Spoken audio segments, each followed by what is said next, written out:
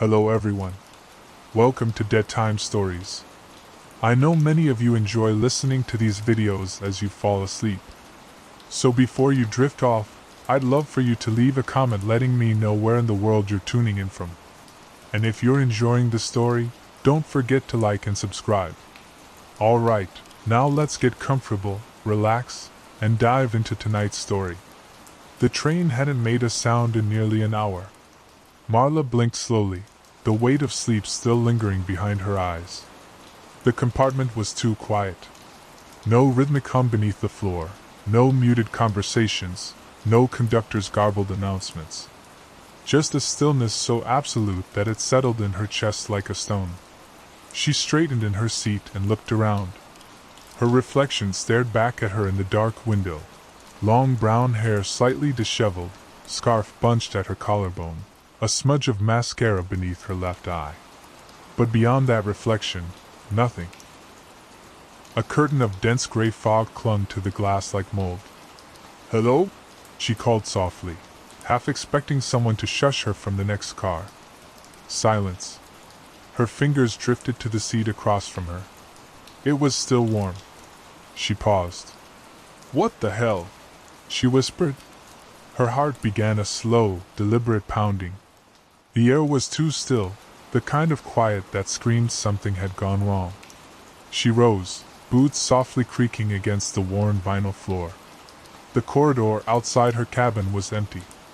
Not abandoned, just vacant, like everyone had left in the last 5 minutes. Outside, the fog swallowed everything.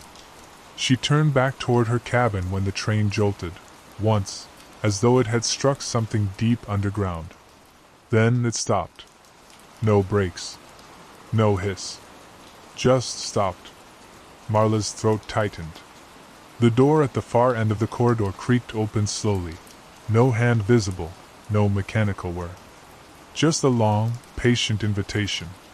A chill ran down her spine.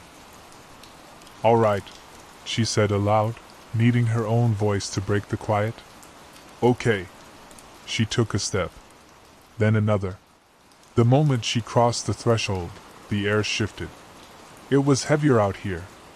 The fog wrapped around her like a wool coat. The train behind her was silent. She turned back. Gone. No platform. No tracks. No whistle in the distance. Only fog. And a single winding path. Marla stood motionless, her boots sinking slightly into the earth. The path before her wasn't paved, just a strip of dark soil where the grass dared not grow. Trees loomed on either side, tall and too straight, their limbs clawing upward like figures frozen mid-prayer. And the fog, still thick, still pressing, seemed to recede only where the path led, as if it wanted her to follow. Her fingers trembled, though the air wasn't cold. She pulled her phone from her coat pocket. No signal. Not even a flicker of battery life. The screen remained black, her own reflection faintly visible, superimposed over nothing. Somewhere deep in the trees something moved. A soft rustle, too rhythmic for wind. Marla turned sharply toward it, holding her breath. Nothing. But she felt it. That subtle awareness, like being watched from behind one-way glass. She muttered, "Just a dream." Her voice sounded small, crushed by the damp hush around her. "You fell asleep on the train. That's all. This is just a dream." The fog pulsed in response, a slow inhalation. She hesitated at the mouth of the path. There was nowhere else to go. No train. No station. Just this trail and the whisper that still clung to her name. "Marla!" It came again, like breath across glass. Close, but not near. Familiar, but not hers. She stepped forward. With each footfall, the trees closed in tighter. Their bark was rough and veined, some with strange, shallow carvings that resembled letters but didn't form words. Shapes that hurt her eyes to look at too long. Her fingers brushed one of them, and her skin recoiled as if the bark had pulsed beneath her touch. Then she heard it again, rustling, closer now. And a soft click, like a bone gently popping free of its socket. "Hello?" she called, instantly regretting it. Silence. But when she looked back down the path, something had changed. There was a gate ahead. Old iron, partially open, its hinges twisted like roots. Beyond it, barely visible through the fog, stood a house. She didn't remember seeing it before. And yet, it felt inevitable. Marla's steps slowed as she approached the gate. The iron was pitted with rust, the bars bent like they'd been pried apart by desperate hands. Lichen bloomed along its curves in pale, sickly green patches. As she reached for the gate, it groaned open on its own, not fast, but deliberate, like a host welcoming her in with great reluctance. Beyond it, a short walk led to the house. It rose from the ground like something unearthed, rather than built. Its wooden siding was blackened by time, the windows narrow and tall, framed by warped shutters that hung askew. The porch sagged slightly in the middle, as though weary of holding itself up. Ivy clung to the stone base, too thick, too dark. And standing at the top of the steps was a woman. Tall. Motionless. Her long gray dress shimmered faintly where the fog touched it. Her hands hung at her sides, pale and thin, as though made of wax. Her hair was parted sharply down the center, slick and still. But it was her eyes that caught Marla, wide, dark, and unblinking. As if they didn't see around her, but into her. "Do you live here?" Marla asked, her voice thin. The woman didn't answer. She didn't even twitch. Instead, she lifted one arm slowly, as though her joints had not moved in years, and pointed at the front door. It creaked open. "No," Marla said under her breath, stepping back once. "Absolutely not." But her body didn't listen. Her legs moved forward, soft steps on a mossy path. Up the steps. Onto the porch. She passed the woman, so close she could smell her. Dried flowers. Earth. Something faintly sour beneath it, like mold in wet fabric. Still, the woman didn't move. Marla paused at the open doorway. It was dark inside, but warm. The kind of warmth that felt wrong somehow, thick, like breath on her skin. She looked back. The woman was gone. The porch stood empty. Marla's breath caught in her throat. "Hello?" she called, weaker this time. Only the open doorway responded, its yawning darkness swallowing her voice whole. And then something inside stepped back. Not toward her, but away, as if making room. Marla stepped over the threshold. The door whispered shut behind her with a slow, dragging click that sent a shiver straight up her spine. She turned quickly, but the knob was gone. Where it had been was now smooth, warped wood, uninterrupted. Just wall. "What the hell?" she whispered. The air inside was warm, yes, but too still. The kind of stillness you feel in an empty church or a sealed tomb. Dust hung suspended in the air like motes of ash, undisturbed by movement. The scent was layered, old wood, dried herbs, the faint iron tang of rust, or blood. Her eyes adjusted slowly. The entryway was narrow, lit only by a dim oil lamp mounted to the wall. Its flame flickered oddly, despite the lack of breeze. The wallpaper was faded green and patterned with twisting vines. Where the pattern repeated, it seemed slightly off. Not symmetrical. Not quite human-made. Her boots echoed softly on the wooden floor as she moved forward. The hallway forked. A staircase to the right curled upward in an unnatural spiral, its banister twisted like ropes soaked in water too long. Ahead, a door hung half open, revealing the edge of what looked like a parlor. To the left, darkness swallowed a hallway that stretched further than it should have. A low groan echoed from the floor above. She froze. Not footsteps. Something heavier. Dragging. The house shifted around her, ever so slightly, like a sleeping animal adjusting its weight. Boards creaked where no one walked. Shadows lengthened on walls where no light moved. "Not real," she said again, her voice cracking. This isn't real. I'm dreaming. But a voice answered her now. Not in words. Not spoken aloud. A presence responded. You are awake. The words weren't in her ears but beneath them. In her chest. In her bones. A vibration without sound. Something moved behind the door to the parlor. Slow. Intentional. Marla stepped back. The lamp above her sputtered. And a breath, dry, shallow, and close, exhaled against the back of her neck. Marla spun around. Nothing.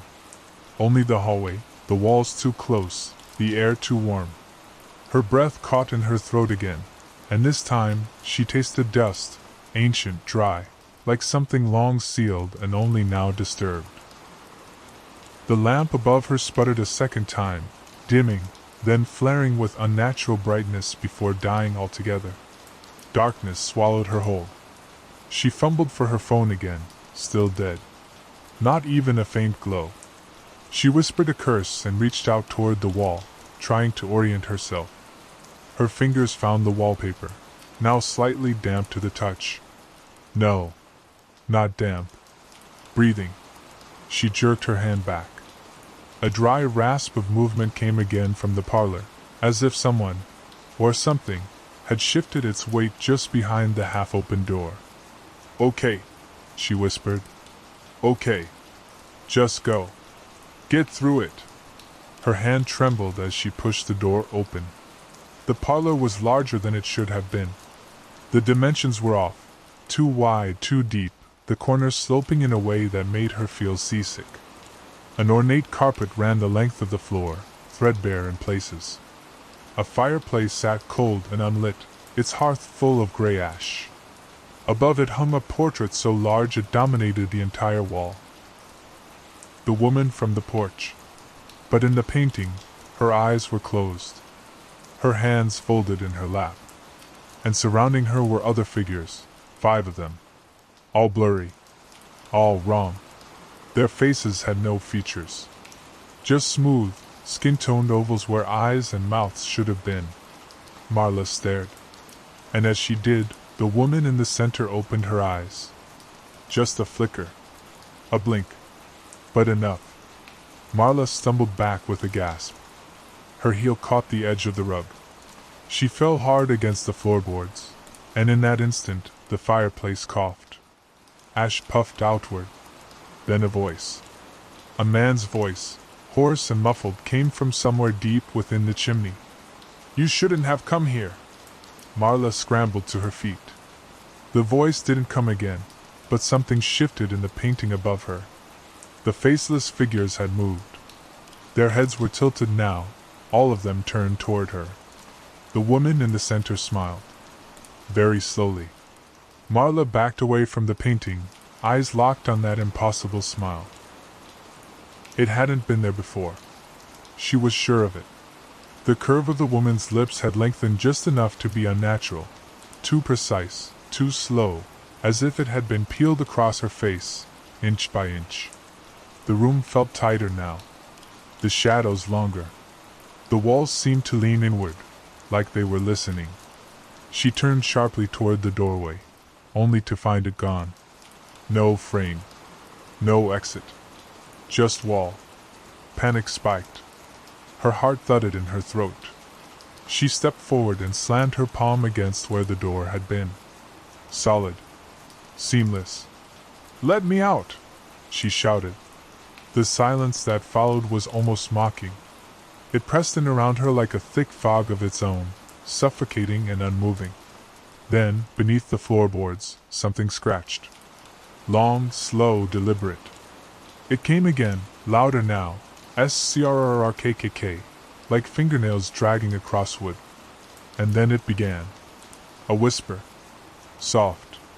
Dozens of voices speaking at once, from all directions. Not words she could understand. Just breath and rhythm and syllables that didn't quite belong. She turned in place, trying to find the source. On the far wall, something began to emerge. Letters.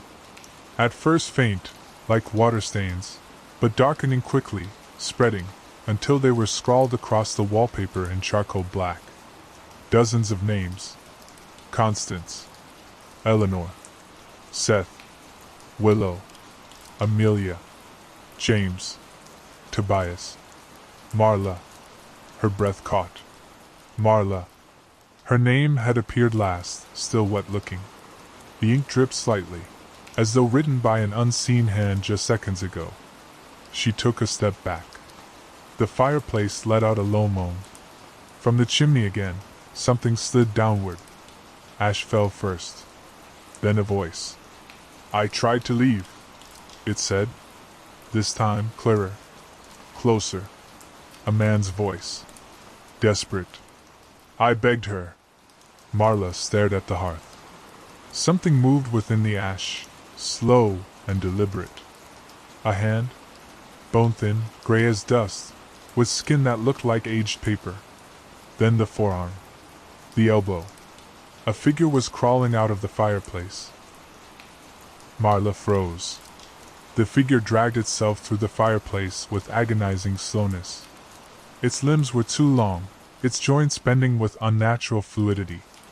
Dust clung to its skin, papery, flaking, like a forgotten library book left to rot in some damp cellar.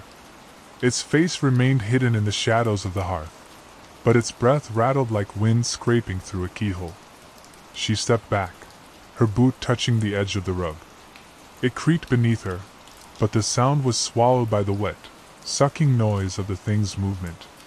When it finally raised its head, she saw the remnants of what had once been a man. His face was stretched and sunken, eyes hollowed but still glinting with something like awareness.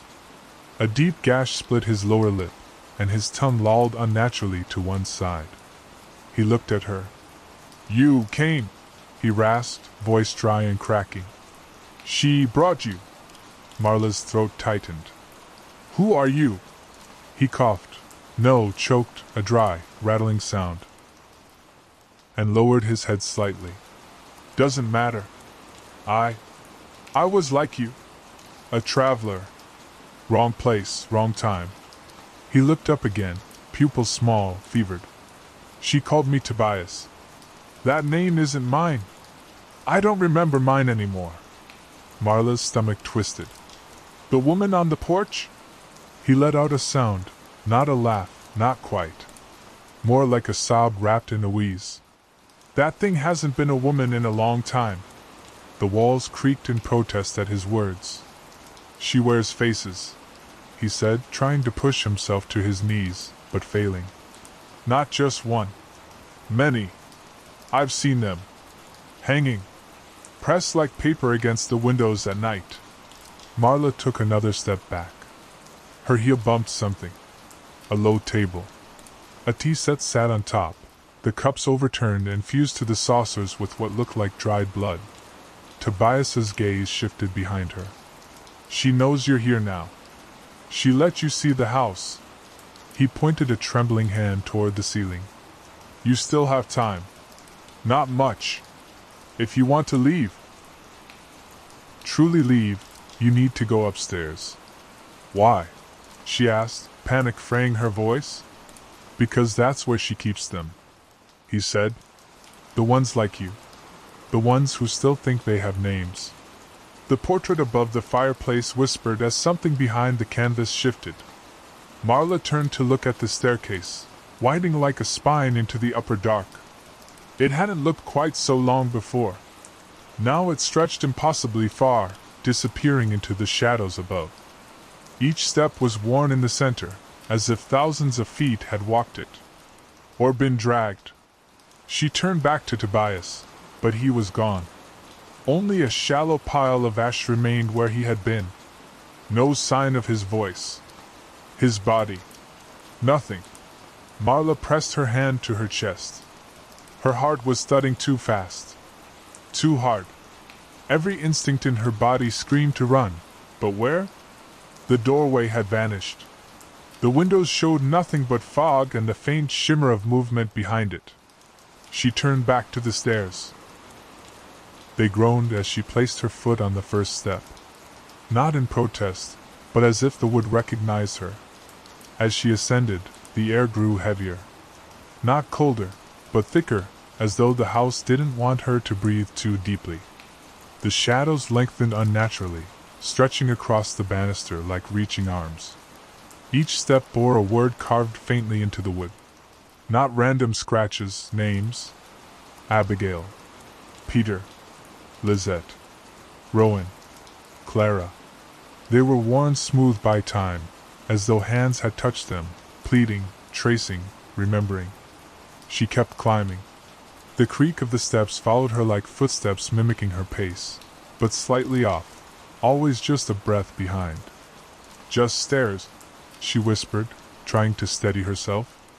Just wood and nails. But then she saw it, on the 15th step. Marla. Her name. Freshly carved. The wood beneath it still splintered at the edges. Her breath hitched. The shadows above began to shift. She could see the top of the staircase now. An arched doorway leading into darkness. Light flickered within. Candlelight, maybe? Warm. Wrong. A whisper drifted down toward her. Soft. Feminine. Don't keep them waiting, Marla. The voice was melodic. Sweet, even. She froze. How do you know my name? She called upward, forcing steel into her voice. A pause. Then the voice replied. I gave it to you. The house shuddered as if laughing, and the candlelight above flared suddenly to life, revealing a long hallway lined with closed doors, each pulsing faintly like heartbeats behind wood. Marla reached the top of the stairs. The hallway stretched in both directions, longer than the house should have allowed. Doors lined the walls, each one different, some tall and narrow, others squat and wide, their frames twisted like melted wax.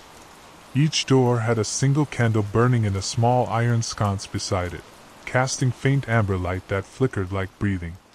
And behind every door something moved. Not loudly. Just the slightest shift, like fabric brushing wood. Breathing, maybe? Soft and slow and waiting. She stepped forward, unsure which direction to go. The wooden floor creaked beneath her with each step, and with every sound, the breathing behind the doors seemed to answer. To her left, one of the doors, painted pale blue with chipping edges, rattled slightly. Marla approached it. Her hand hovered over the handle. A whisper curled around her ear. Don't open that one. She spun around. No one behind her. Just the long hall, the dim candles, and silence. But the air had changed. The warmth was gone now, replaced with a cold that sat in her teeth and her bones. She took a deep breath and looked back at the door. The handle turned on its own. Just a click. Not open yet, but unlocked. Then, from the door to her right, plain wood, knotted and splintered, came a different sound. A voice. Muffled. Crying. She pressed her ear to it. A soft sob, definitely a child's, echoed from the other side. Hello? She whispered. The crying stopped. Then a whisper, so faint it was barely audible. Please help me. She said she'd forget me. Marla's fingers trembled on the handle. Her instincts screamed no, this wasn't real, couldn't be real, but her hand moved anyway. Slowly. Carefully. The moment her fingers brushed the cold brass, every candle in the hallway flared high, their flames stretching toward the ceiling like reaching arms. Then, all at once, they blew out. Darkness. But in that pitch black, one door creaked open. Behind her. And a voice spoke from within. Come see what you left behind. Marla turned slowly. The door beat. The door closed gently behind her, sealing out the hallway. The moment it shut, the room shifted. Not a bedroom. Not a study. A museum. The space stretched wide, filled with rows of display cases, glass-topped and wooden, each containing an object arranged with reverent care. Dust coated everything. And yet, not a single speck on the glass. Marla moved toward the nearest case. Inside was a child's toy, an old spinning top, cracked and painted with peeling stars. A small brass nameplate was mounted on the wood beneath it. Isla Reed. Taken, March 3, 1906. Given silence. She swallowed hard. The next case held a yellowed hair ribbon, tied in a neat bow. Eliza Torres. Taken, May 12, 1939. Given obedience. And another, a cracked spectacles frame, lenses long missing. Stephen Marsh. Taken, October 1, 1951. Given secrets. She moved faster now, scanning the cases. Every object was ordinary, trinkets, belongings, bits of lives, but every one bore a name. And then she found it. The final case. At the far end of the room. Empty. Except for a single item. A silver locket. One she hadn't seen in years. Her mother's. She stepped close, mouth dry, fingers hovering over the glass. The nameplate read, Marla Gray. Taken TBD. Given memory. Her knees buckled slightly. No, she breathed. No, this isn't mine. This isn't. But even as she said it, her hand drifted to her collarbone. The spot where that locket had once hung. She hadn't thought about it in years. Hadn't realized it was gone. And yet here it was. Waiting. The room groaned around her. And from the corner of the display, something scratched. Not a rat, not a creature. A hand? Thin. Watching. Waiting. The scratching grew louder. Marla backed away from the case, but the locket held her gaze. It was so familiar, so wrong to see it there. A piece of her, displaced, catalogued, claimed. She crouched beside the glass, trying to steady her breath. I lost this, she whispered. I thought I dropped it years ago. The house answered with silence. And then, softly, a voice, young, feminine, full of brittle sweetness. No, Marla. You gave it to us. She spun around. No one. Just the room and its impossible quiet. I didn't, she said aloud, but her voice wavered. A memory stirred unbidden. Herself at 12, kneeling in her mother's garden, burying something in the dirt beneath the willow tree. Crying. Angry. Afraid. Her fingers had gripped the chain tight before pushing it into the soil. Her mother's voice behind her. You'll want that again someday. And she had replied. I don't care. I hope it disappears. Now it had. The scratching came again, sharper now, like nails raking the underside of the display case. A crack formed in the glass. Marla stood quickly and turned to run, but the room had changed again. The museum of memories had melted into something else. Walls of blackened wood now leaned inward, dripping water from unseen seams. The displays were gone. The ceiling sagged with the weight of something crawling above it. She took a step. The floor groaned, then buckled. She fell. Not far, not fast. The room simply lowered itself, like an elevator descending into soft, damp earth. When the motion stopped, she stood in a narrow corridor lit by lanterns set in alcoves along the wall. Each flame flickered in unnatural rhythm, as though reacting to her heartbeat. The smell here was worse, mildew and wet stone and something coppery beneath it all. A single door stood at the end of the hallway, made of stone. Her name was carved into it. Marla Gray. Beneath it, a phrase scratched into the stone as if by frantic fingers. What'd you forget, she remembers. Behind the door, something began knocking. Once. Twice. Then a voice, muffled and breathless, spoke. Let me out, before she becomes you. Marla stood frozen before the door. Her name etched into stone, it didn't make sense. It looked old. Weathered. Like it had been there for years. Decades, maybe. But that was impossible. Wasn't it? The knocking started again. Faster now. desperate. Please, the voice rasped. Please, I'm still me. I remember. She leaned in, her fingers tracing the name carved into the stone. The letters were shallow but precise. She could feel the ridges beneath her fingertips. They felt warm. What's your name? She asked. Silence. Then a pause. And finally, Marla. She pulled her hand back. That's not possible, she whispered. The voice on the other side began sobbing. It was low and ragged, muffled by stone. Not dramatic. Just defeated. She takes it all, it said. First your memories. Then your face. Then your place. She wants to be you. The house gives her what she wants. It needs someone to stay. No, Marla said, backing away. I remember the train, the voice gasped. I remember the fog. The woman on the porch. I remember the locket. Her blood ran cold. I buried it, the voice said. Under the willow. I was 12. She clapped her hands over her ears. No. No. That was me. A crack split the wall beside the door. Thin, dark, pulsing gently like a vein. She's almost done, the voice said. If you leave this hall, she'll finish. She'll wear you. Marla stumbled back. The lanterns dimmed. At the far end of the corridor, behind her, another door creaked open. Warm light spilled out. The smell of roses. Her mother's perfume.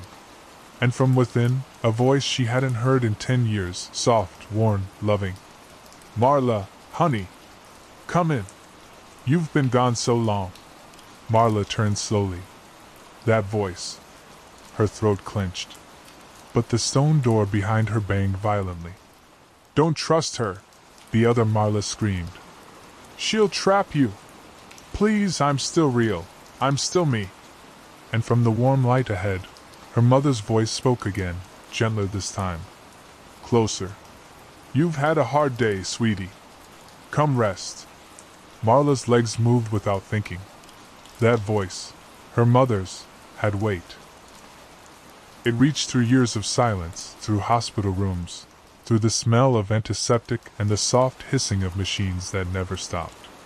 Her mother had died a decade ago, and yet here was her voice, warm as ever, waiting. The stone door behind her thudded again, more violently. You'll forget who you are, the voice, the other Marla, warned. That's how she wins. You'll believe it's you. You'll believe you belong to her. But the room ahead glowed gold. Marla stepped forward, slow and unsure, into the light. It was a bedroom. Her bedroom. Not now, not her apartment, her childhood bedroom. The floral wallpaper. The shelves with plastic trophies and weathered books. The pink bedspread with the tear near the foot. The dresser with the cracked mirror. It was all exactly as she'd left it at age 14. Frozen in time. Preserved. And sitting on the bed, smiling gently, was her mother. She wore the soft sweater Marla remembered, light blue, with pilling at the elbows. Her hair was tied back like always. Her hands rested in her lap. Hi, baby, she said, her voice calm and quiet, like she was speaking from the middle of a long dream. You came back. Marla's breath caught. It wasn't possible. But her body crumpled with emotion, tears rising in her throat.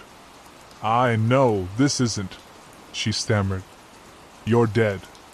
Her mother smiled. Yes. I was. But this house, it remembers love too. It keeps what matters. And you, my sweet girl, have always mattered. Marla wanted to believe it. She ached to. But somewhere deep in her bones, something resisted. The way the woman's hands didn't twitch. The way the bed didn't sink beneath her. The way the mirror's reflection didn't include her mother at all. The woman extended her arms. Come. Rest. You've been running so long. Marla took a step forward. Then the locket. still behind glass in the room below, flashed through her memory. And with it, a whisper she hadn't meant to remember. What you forget, she remembers. She looked to the mirror again. Still no reflection. Her mother tilted her head. Come now, love, she said more firmly. You don't want to forget me again, do you? The smile on her lips began to stretch. Just a little too wide. Marla stepped back. The warmth in the room dimmed, just slightly, but she felt it. A temperature shift beneath her skin, the way water might ripple before something unseen broke the surface. Her mother, the thing on the bed, didn't blink. The smile remained fixed, too wide now, exposing perfectly white teeth. Every one of them the same size. Marla whispered, You're not her. The head tilted again, a smooth, puppet motion. I was, for a time, the woman said softly. You brought me here. Your grief carved a space. And this house fills empty places. The words were like velvet soaked in rot. Marla's eyes darted to the mirror. Still only her own reflection. I miss you, she whispered, tears stinging again. The creature nodded, smile unbroken. That's how we start. All of us. Wanting something. Meeting. And the hollow listens. It remembers. It shapes. Marla stepped back again. Her heel touched the threshold. The walls of the room began to ripple. Not metaphorically. They moved subtly, like fabric being breathed beneath paint and plaster. The books on the shelf warped. The trophies sagged. You've fed it already, the woman said. The locket. The memory of your voice when you buried it. The name you whispered as you cried. All gifts. The air thickened. The bed creaked, though the woman hadn't moved. I didn't give anything, Marla said, her voice shaking. The smile widened more. The skin around it stretched. Oh, sweet girl. You offered. And what's offered in sorrow is never forgotten. From behind the creature, the bed began to collapse, not into itself, but inward, as if the center of the mattress was a hole pulling everything down. Threads snapped. The pillows deflated. The quilt unraveled into dust. The woman stood, her movements stiff, jerky. Her eyes were no longer brown. They were mirrors. And in them, Marla saw dozens of faces. Crying. Screaming. Some silent. Some familiar. All trapped. The air buzzed with pressure. The walls throbbed. You can still belong, the woman said. If you give me the rest. Marla turned and ran. Behind her, the woman's voice echoed, no longer soft, but hers. Marla, come back. You're already mine. Marla tore through the doorway, heart hammering. The moment she crossed the threshold, the bedroom behind her folded in on itself, the door slamming shut without a sound, vanishing into smooth, unbroken wall. She stumbled forward into another corridor, longer this time, narrower. The candles here burned green, their flames bent inward, unnaturally still. The house didn't look like a house anymore. It had become a maze. The walls pulsed faintly with light, dim and sickly, as if the wood were alive. Whispers echoed, some hers, some not. Familiar phrases from forgotten moments, laughter twisted backward, sobs slowed into low groans. She pressed a hand to the wall to steady herself. It felt like skin. The hallway opened suddenly into a round chamber. Its ceiling arched high above her, a dome of cracked glass and bone-white rafters. And lining the walls, hundreds of them, were faces. Not drawings. Not paintings. Masks. Each one shaped with exquisite care. Some were weeping. Some smiling. Others stared blankly ahead. All were mounted on hooks driven into the wall, arranged in rows like a terrible gallery. She approached one. It was her own face. Younger, tear-streaked, mouth parted in mid-cry. Exactly as she looked the day her mother died. She turned to another, also her. Older, hair different, mouth stitched shut. Another. And another. They were all her. Different moments, different expressions, aging out of order, yet unmistakably hers. Her knees buckled. No, no! From the darkness behind the masks, something moved. A figure emerged from the curve of the wall, tall, cloaked in shadow, wearing her face. But not quite. The mouth smiled too long. The eyes were wide, glassy, yet aware. The figure cocked its head and took a step toward her. "You dropped these," it said, voice a perfect mimicry of her own. "So I've been keeping them for you." Marla stumbled back, hand catching a shelf. One of the faces fell. The figure lunged, shrieking, not in pain, but panic, and caught the mask before it could shatter. "Don't break them," it hissed. "They're all we have left of you." Then, more softly, "You don't want to forget again, do you?" Behind her, the walls began to shift, doorways forming, stairs uncoiling like tongues. The house was rearranging itself, and it wanted her to choose. The masked version of herself stood perfectly still, one hand protectively cradling the fallen face. Its fingers trembled slightly, stroking the porcelain cheek with something like reverence, or obsession. Marla backed away, her boots clicking against the cold stone floor. She turned to the wall behind her where, just moments ago, there had been nothing. Now there were 3 doors. They had not been there before. Each was different. The first was carved from dark, knotted wood, its grains swirling in patterns that seemed to move if stared at too long. The handle was bone-white, shaped like a child's hand. The second was glass, clear, almost too clear. Behind it, a forest swayed in windless silence.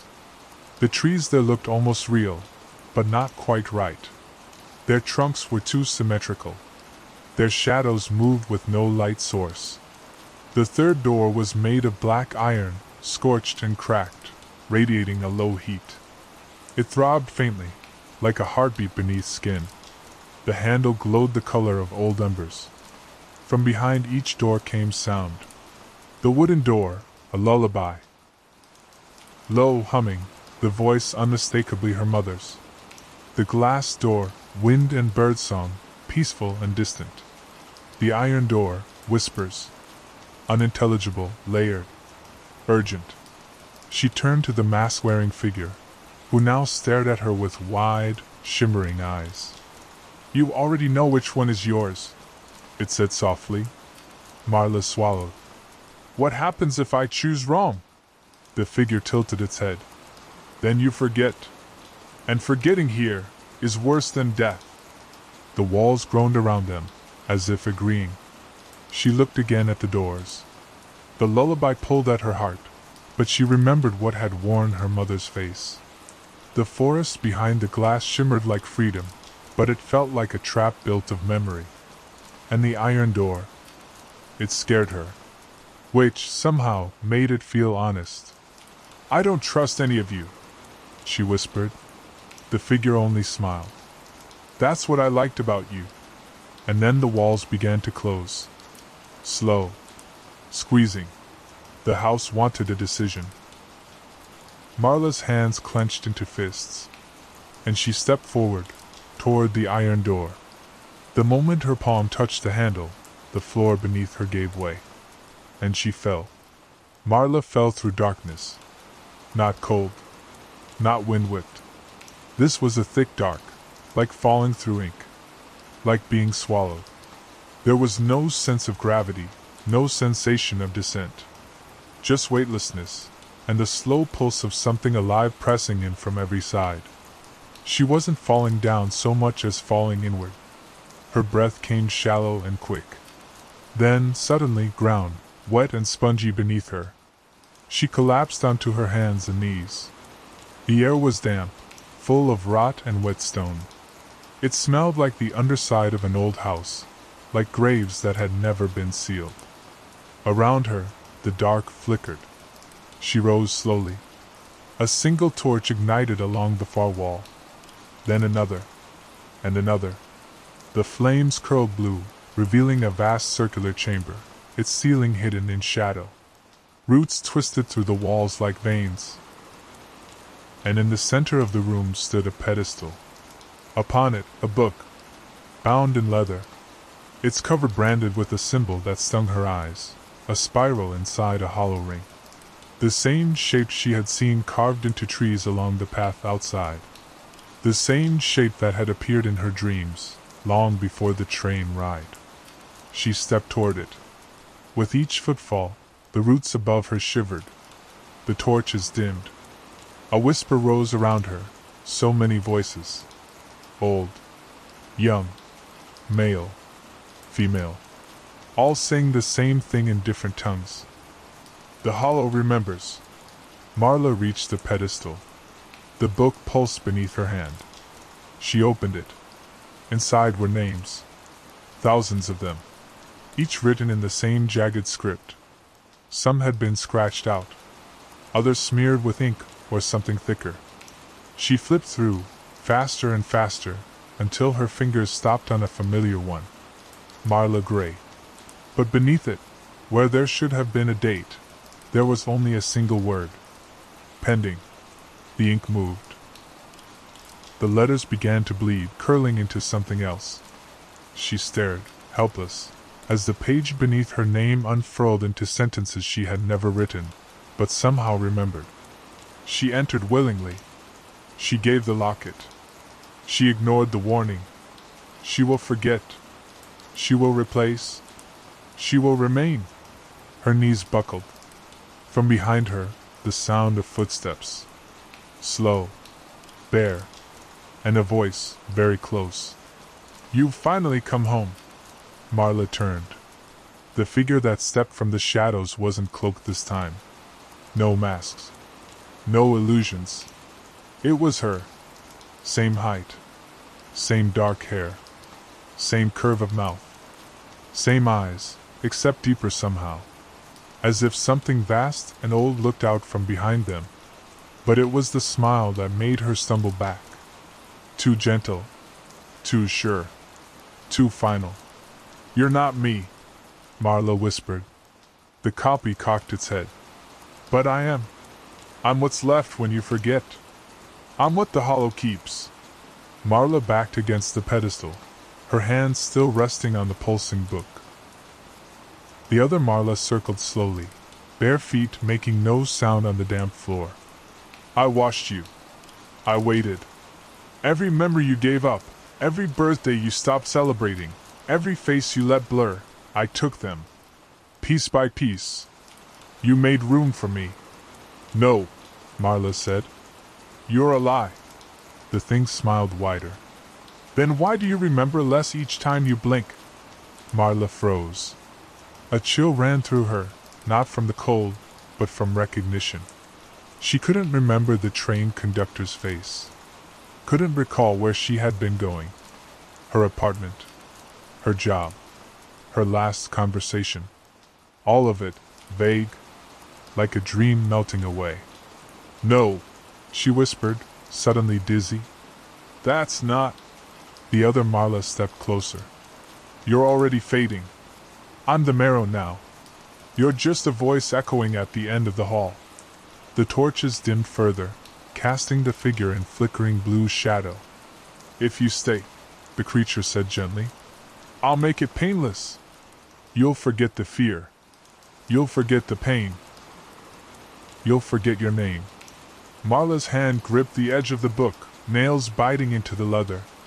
And then she felt it, not with her skin, but her mind.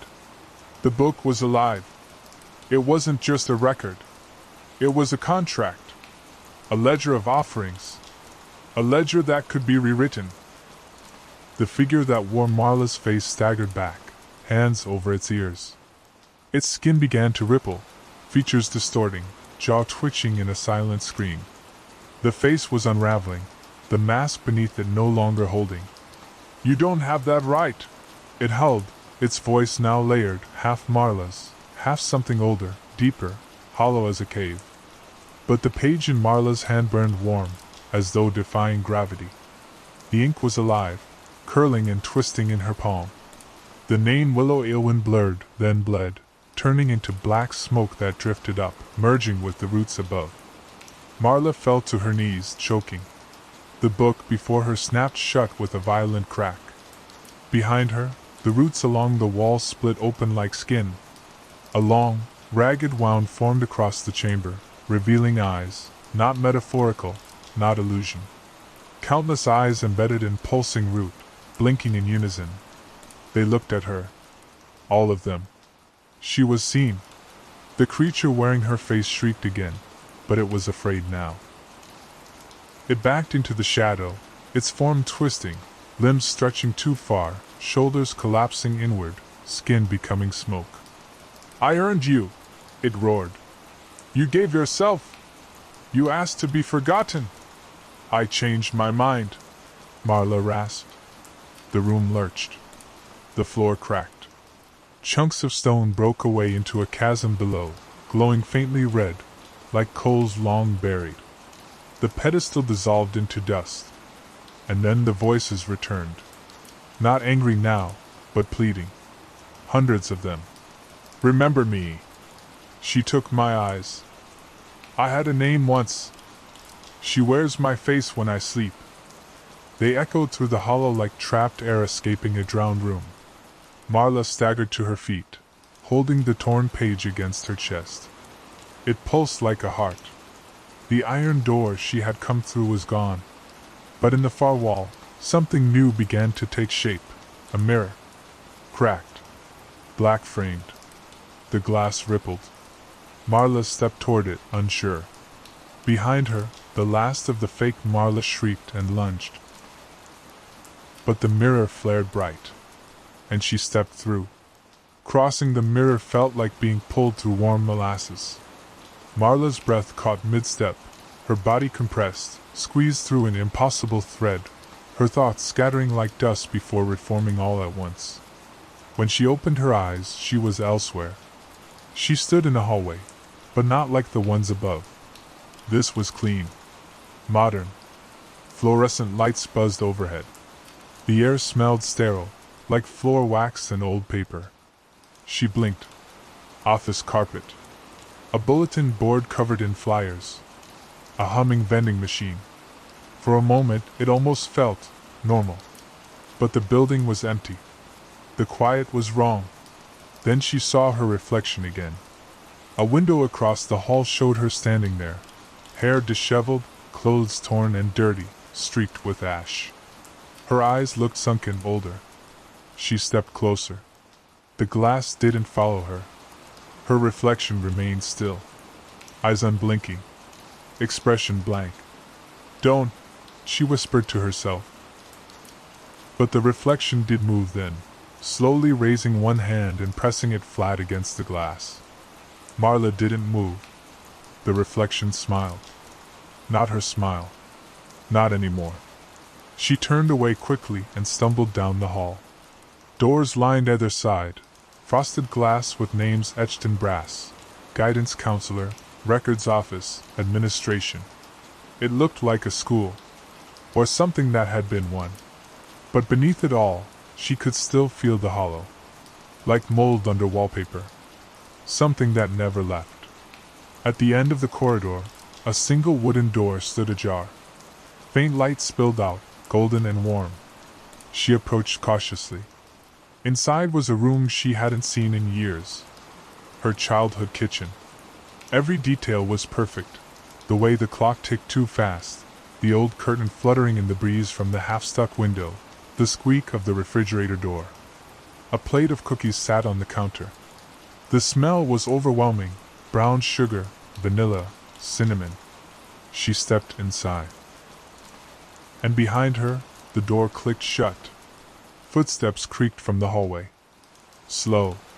Careful. Deliberate. Marla looked to the far end of the room, where another mirror hung, oval-shaped, above the sink. In it, her reflection waited. Smiling again. Only this time, someone else stood behind her. Tall. Pale. Eyes like two cracked mirrors. A voice drifted from behind her lips in the glass. I said I would wait. I never said I'd leave. Marla's breath fogged the air, though the kitchen wasn't cold. Her eyes remained locked on the mirror. Her reflection stood perfectly still. The figure behind it, however, moved slowly, tilting its head just so, examining her like a specimen beneath glass. Its shape was humanoid, but wrong. Like it had once worn a human body but forgotten how to arrange the parts. Its limbs were too long. Its smile was stitched at the corners. And those eyes, fractured, glinting like broken glass, reflected everything but her. Marla turned, expecting to see it behind her in the real room. Nothing. The kitchen was empty. Silent, save for the clock ticking above the stove. Tick, tick, tick, tock. The sound slowed, distorted. She looked back to the mirror. Now 2 reflections stood behind her doppelganger. Then 3. Then 4. All wearing versions of her face. All watching. All waiting. One of them lifted a hand and touched the back of the version of Marla that smiled. The smiling one blinked, once, and stepped forward, pressing both palms flat to the glass. And from the mirror's depths, her voice echoed again, warped, stretched, like a tape played too slowly. You forgot us. So we remembered you. The glass bulged outward, rippling like a thin sheet of water struck from beneath. Marla stepped back, heart hammering. The door behind her rattled violently, as if something on the other side had slammed into it. The mirror cracked. Just one thin fracture. Starting at the center of her doppelganger's face and spidering outward. The smile on the reflection never faded. It widened. She reached into her pocket, searching blindly, hands closing around the torn page from the Hollow's book. Still warm. Still pulsing faintly.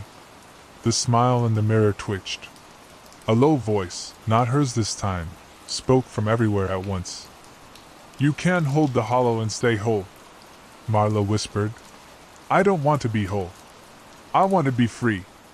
The mirror screamed. Not glass. Not shattering. It was voices, all the trapped ones, crying out through her reflection, clawing at the surface from inside. And then, without warning, the mirror exploded. Shards of glass flew outward, slicing through the air like razors. Marla shielded her face, but one caught her across the forearm, sharp, clean, deep. Blood welled instantly. As it did, the room began to fade, like smoke evaporating. She collapsed to her knees, dizzy, bleeding, and surrounded by whispering fragments. Each one still reflected her face. But they no longer smiled. They screamed. Marla pressed her palm to the wound on her arm, warm blood slipping between her fingers. The pain grounded her, real, sharp, hers. The only thing in this house that hadn't tried to deceive her. The glass fragments littered the kitchen floor like ice shards. Each one still whispered, still mirrored her face. Some of the reflections mouthed words she couldn't hear. Others just stared, wide-eyed and open-mouthed, as if they had forgotten how to speak. The floor swayed gently beneath her, like the house was breathing through the floorboards. And then, footsteps. Soft. Bare. Familiar. She turned toward the hallway as the door creaked open. A figure entered. Not the monstrous version of herself. Not one of the faces from the mirror. This one looked younger. It was her, maybe aged 9 or 10. Wearing the faded yellow dress she'd worn the day her dog died. Holding a torn notebook in one hand and a wilted dandelion in the other. Don't be scared, the girl said. You always came back to this place when you needed to hide. Marla stared. That was in my head. It wasn't real. The girl smiled sadly. The Hollow doesn't care what's real. It only cares what you give it. Marla sat back, pressing the bloody page from the Hollow's book to her chest. I didn't give anything. Yes, you did. The girl walked forward. When you wished to forget. When you asked for the pain to go away.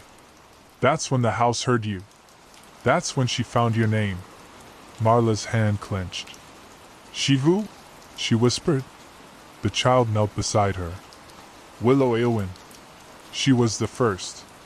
The one who fed the hollow. I tore out her name. The little girl's eyes widened. Then you opened her cage. The walls groaned around them, deeper this time, like the timbers themselves were waking. She'll come for it now, the girl said. You're holding her heart. The torn page in Marla's hand pulsed harder, like a living organ. Then the lights flickered and extinguished. From the hallway beyond, a sound rose. A voice with no mouth. A shape with no face. A hunger that had waited too long. Willow had noticed. And she was coming home. The air thickened. Not like fog, but like pressure, a dense, invisible weight pressing down from the ceiling, rising from the floor, seeping from the walls. The kitchen's faded wallpaper bubbled, peeled. The ticking clock above the stove bent inward, its hands spinning backward in a sudden blur. Marla rose slowly, the pulsing page clutched tight in one hand. Her blood soaked into it now, and the veins of ink across its surface brightened, like black lightning threading through skin. The little girl version of herself had vanished. Not ran. Not faded. Just gone. The hallway beyond the kitchen wasn't dark anymore. It was void.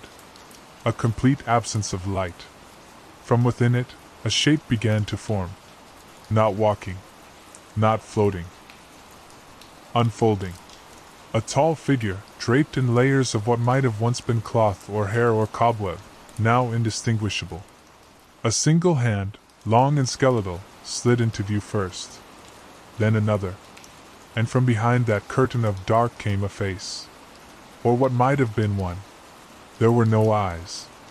No nose. No mouth. Just creases where features once were. The suggestion of identity pressed into pale, waxen flesh. Willow. She stepped forward. The house trembled, boards groaning under her weight though she barely touched the floor. The mirrors in the kitchen walls cracked again, even those that had already shattered. The sink turned black. The fridge moaned open, revealing only shadows within. Marla backed into the corner, heart hammering against her ribs. You were named, Willow said, not aloud, but inside Marla's mind. And the named must pay.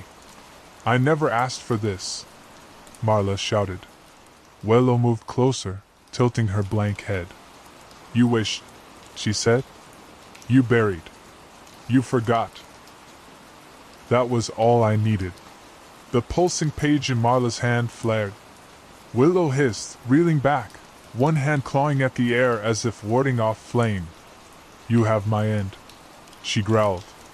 Marla felt it now, not just in her hand, but in her blood. The torn page had changed. It wasn't just a name anymore. It was a key. A name unbound.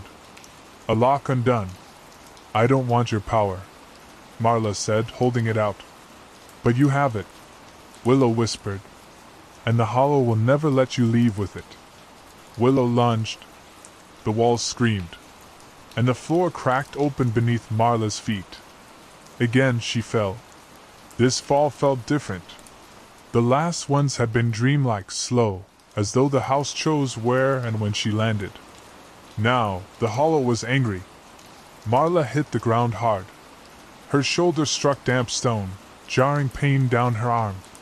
She rolled onto her side, coughing dust, her bleeding arm throbbing with each heartbeat. The torn page, the key, was still clutched in her hand. The ink on it shimmered now, reflecting faint light in the dark. She rose slowly, squinting into the gloom. The room around her was narrow and low-ceilinged, stone walls slick with moisture. Roots bulged from every surface, thick and twisted like veins feeding a massive heartberry just out of reach. The ceiling hung heavy, sagging under its own weight. It wasn't just underground. It was underneath everything. The root of the hollow. Torches flickered into life as she moved, each one igniting with a whisper and casting pale, blue light across the chamber. At the center of the floor, a stone well. Its mouth was sealed by a lid of iron, etched with spirals and symbols Marla didn't recognize, but which felt familiar. Ancient. Hungry. Chains bound the lid. Dozens of them. And yet the lid breathed. A slow rise and fall. As if whatever lay beneath it was asleep. Or waking. Behind her, the wall wept. Small rivulets of water or sap or blood, she couldn't tell which, trickled down the stone in silent rivulets. The roots pulsed faintly. Then a sound from the well. A voice. Childlike. Trembling. Marla! She flinched. Another voice followed. Older.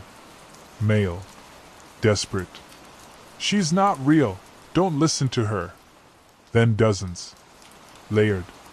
Crashing into each other. She took my face. Please let us out. You opened it, you have to finish it. And one voice rose above them all. Willow's. Low and calm now. No longer screaming. Feed the hollow. Or become it. The well cracked. One of the chains snapped. A pulse rippled through the room, deep and terrible, like the house had sighed through its roots. Marla fell to her knees. The key in her hand burned. The lid began to rise. The iron lid rose with slow, shuddering effort. Chains snapped one by one, their links groaning before exploding apart like brittle bone.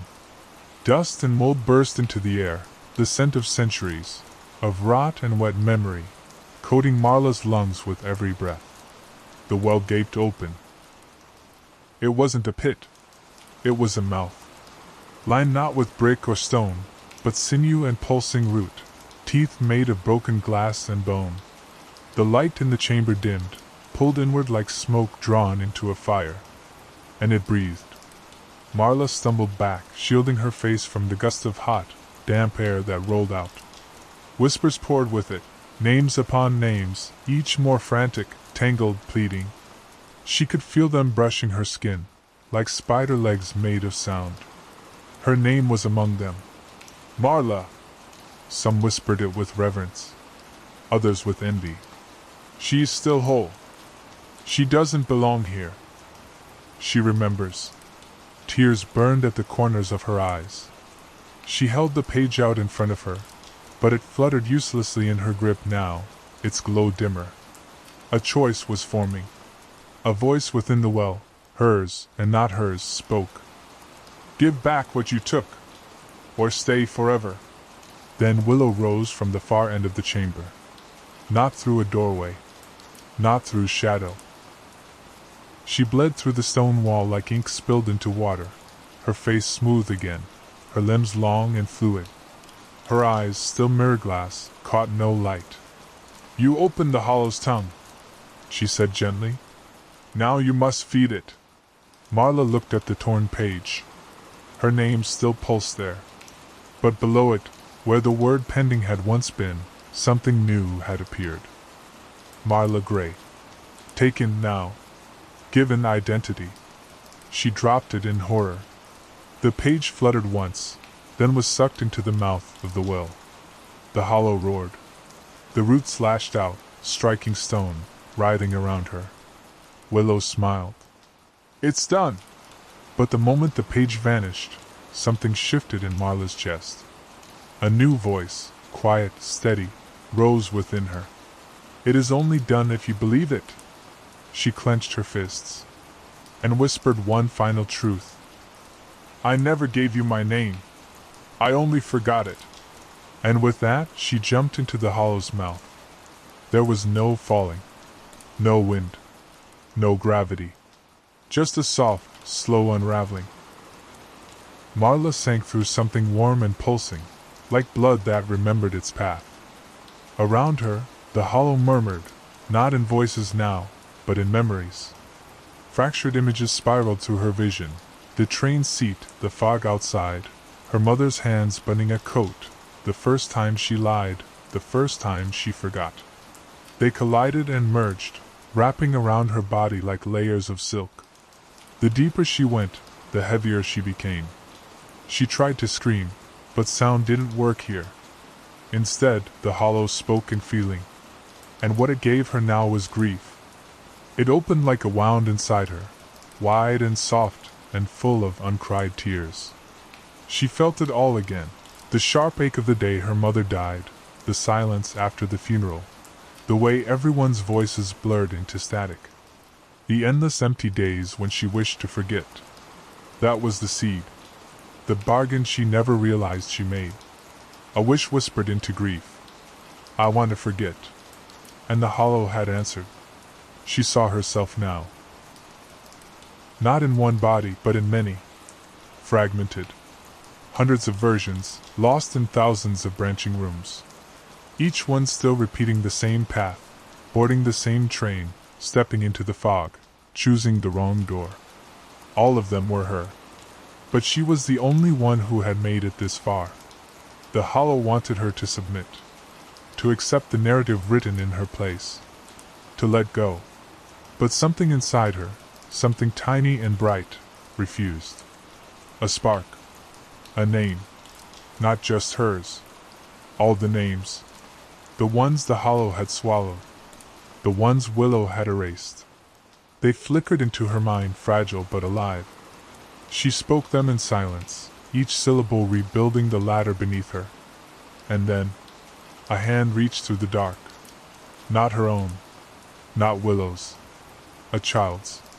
Familiar. The girl in the yellow dress. "You can still leave," the child whispered. "But not as who you were. Only as who you choose to be." Marla grabbed the hand, and she rose. Rising through the hollow felt like climbing against gravity made of memory.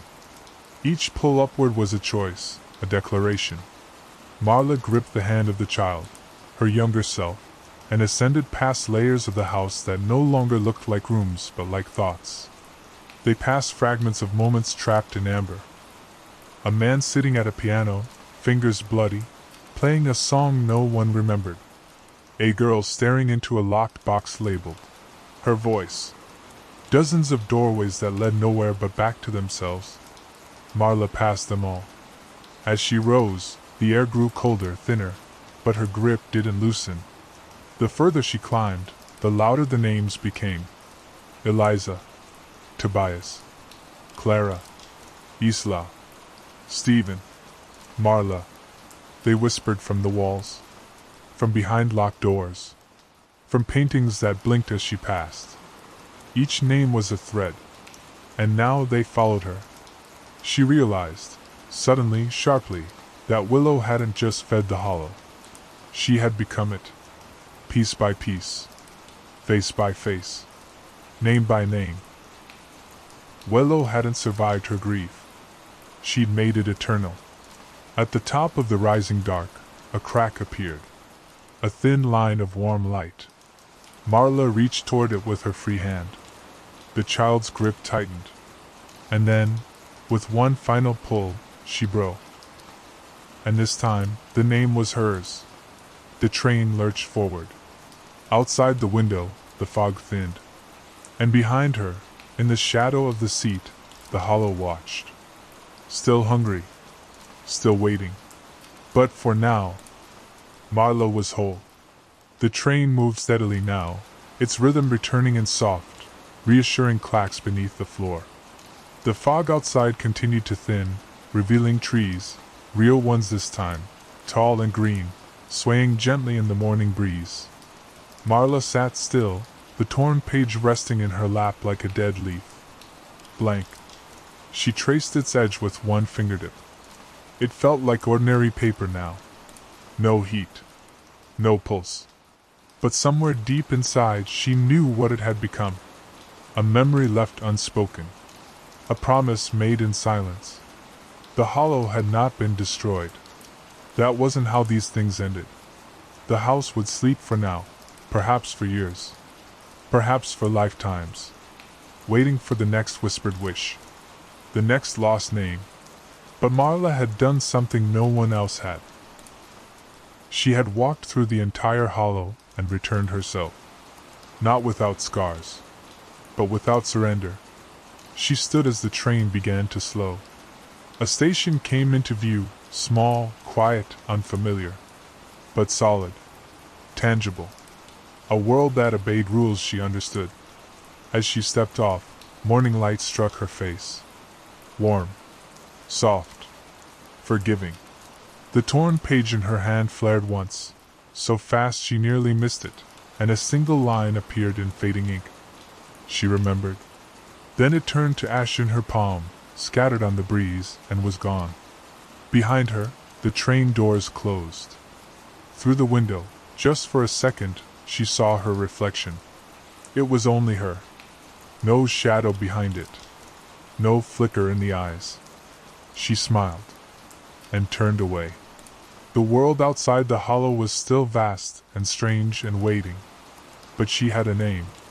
And it was her own,